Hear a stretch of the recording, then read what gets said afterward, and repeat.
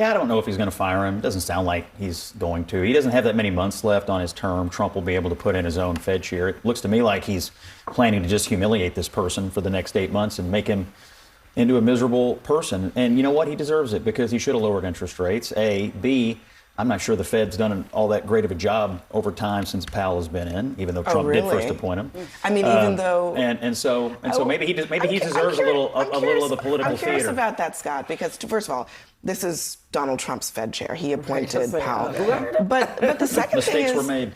That's CNN's Scott Jennings absolutely shredding Abby Phillips' forced narrative that Jerome Powell is some courageous Fed hero bravely standing up to Trump's pressure, when in reality Powell's just another bloated bureaucrat who's finally being held accountable for failing the American people. Welcome to Nerk News, I'm Nerkish, and it looks like establishment media has chosen Jerome Powell as their latest terrible martyr in the fight against Trump, because in their world, being a failed Fed chair with a $3 billion renovation boondoggle under your belt makes you a hero. You know, if Powell had done his job back in 2021, we wouldn't even be here. I mean, this guy's been dragging the economy through the mud for years. Here's Trump humiliating Powell in real time for wasting billions while everyday Americans struggle.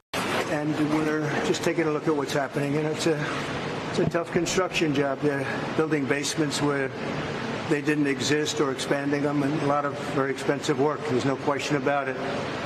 And Tim has been with me for a long time, and you're in charge of the committee. Indeed. One of the reasons I wanted to see it was the overruns of the expenses, wanted to figure out why.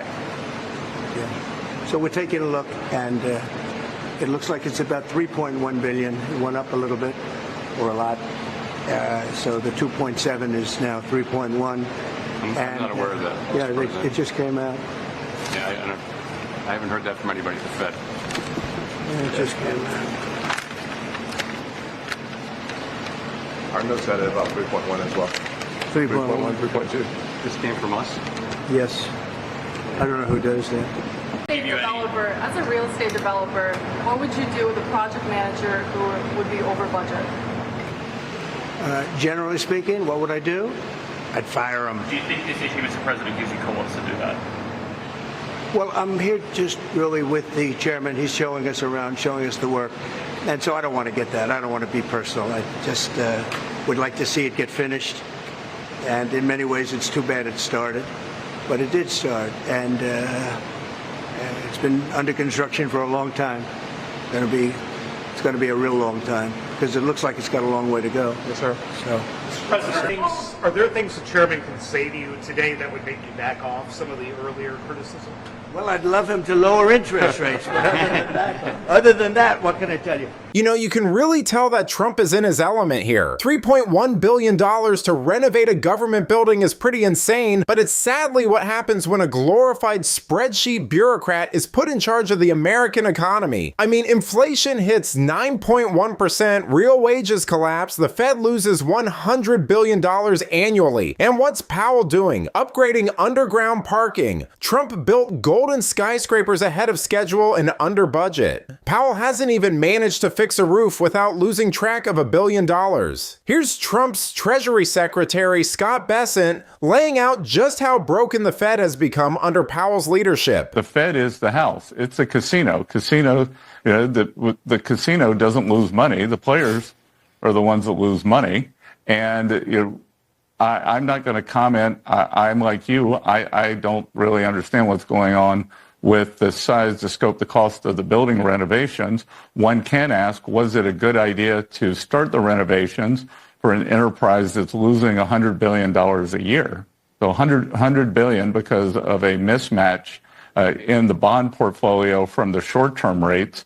And I think that the Fed should undertake an internal review because I think all the other operations are endangering its independence of monetary policy. As I've said, monetary policy should be kept independent. It's a jewel box, should be walled off. But by undertaking all these other activities, then you come in for criticism, just like you're seeing here, that might impinge on monetary independence. And I think that this could be Jay Powell's legacy, that the Fed, since the great financial crisis, has had what I call gain-of-function monetary policy, and the expenses have gone up a lot. The Federal Reserve Board expenses since 2004 are up 4x. I can tell you, at Treasury, we've cut our expenses about 17% last year. Everything else that the Fed has done over the years has just grown and grown and grown. And this is what happens when you don't have oversight. They aren't subject to appropriations. They either use the money they make. Right now, they're losing about $100 billion a year, so they just print money to spend it. And I think a thorough review should be done. It can be done. Monetary policy should run in the background on behalf of the American people. Yeah. You know, when your own Treasury Secretary is calling for a full-blown review of your agency, it's not because things are going well. I mean, Scott Bessent flat out says it. The Fed under Powell has quadrupled expenses since 2004 and is just printing money to blow it on itself. Renovation costs alone are over $800,000 per employee. Meanwhile, unemployment's ticking up, small businesses are getting crushed by high rates, and the Fed is out here playing SimCity. MAGA's been saying it for years. Powell is a deep state dud who choked when it mattered and now wants credit for independence. Independence from what? Accountability and the people? Trump was right to call him a mistake, and now Bessent's calling him out. But let me know what you think. Should Trump fire Powell and audit the Fed once and for all? Let me know in the comments, and if you enjoyed this video, please give it a like and subscribe to the channel. That stuff really does help us out. Until then, this has been Nerk News. Thanks for watching. Bye!